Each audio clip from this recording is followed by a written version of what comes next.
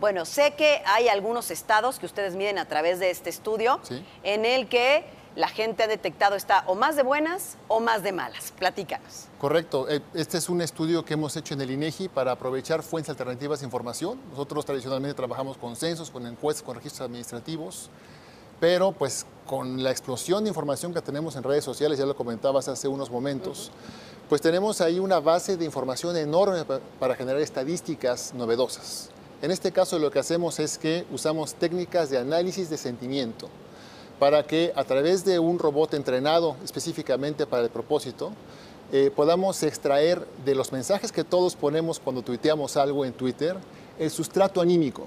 Entonces, en algún caso será un sustrato anímico positivo, en otros un sustrato anímico negativo, en otros algo neutro.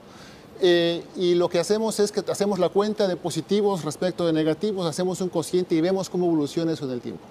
Entonces tenemos una serie de tiempo que ya tiene varios años, que nos ha permitido ver, por ejemplo, cómo cuando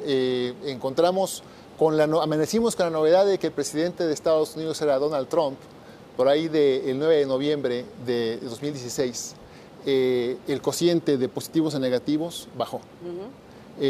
Por ejemplo, cuando en los primeros días, 4 y 5 de enero de 2017, tuvimos el gasolinazo, el cociente también bajó. Con los sismos de septiembre de 2017 también llegamos, de hecho, los niveles más bajos de toda la serie que hemos observado en la serie diaria están en los sismos como sale de esperarse. Y es muy interesante observar cómo la reacción de los mexicanos que tuitean fue diferente, digamos, en torno a los sitios donde se estuvo cercano a el sismo, como por ejemplo el Valle de México, claro.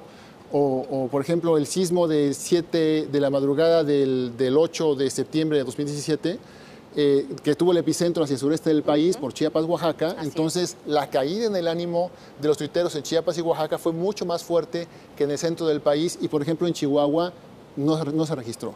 Entonces, podemos ver cómo evoluciona el sentimiento de la población ante distintos estímulos, las elecciones, los debates presidenciales, los juegos de fútbol, un Oscar para una película mexicana, en fin, vamos siguiéndole aquí el pulso en tiempo real porque reportamos el día siguiente de registrados los tweets, el pulso en tiempo real a el estado de ánimo de quienes tuitean en México. No es una encuesta representativa porque solo están ahí quienes tuitean, pero son muchos los que tuitean y entonces nos da una buena imagen de qué hay en el sentimiento de los mexicanos y qué está marcando las tendencias. Yo siempre digo que Twitter no es México, claro. Pero este estudio que se llama Estado de ánimo de los tuiteros en México representa, y eso es algo que también es muy chistoso, quiénes son los más haters, como se dice en las redes sociales, o por ejemplo, qué estado estuvo más de malas en cierto periodo, y creo que por ahí no le fue nada bien a Sinaloa, ¿no? Que tuvo, digamos, como en la muestra, la mayor cantidad de tweets negativos, creo que en el primer trimestre o hasta el día de ayer, ¿no? Sistemáticamente ha sido Sonora quien está más abajo, y quienes están sistemáticamente más arriba son estados turísticos.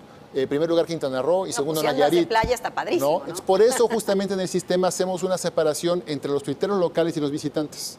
Podemos identificar eso a través de estudio de patrones de localización y entonces separamos y claramente los más felices son los visitantes. Sí, no, pues imagínate, te digo, si andas de playa está muy bien.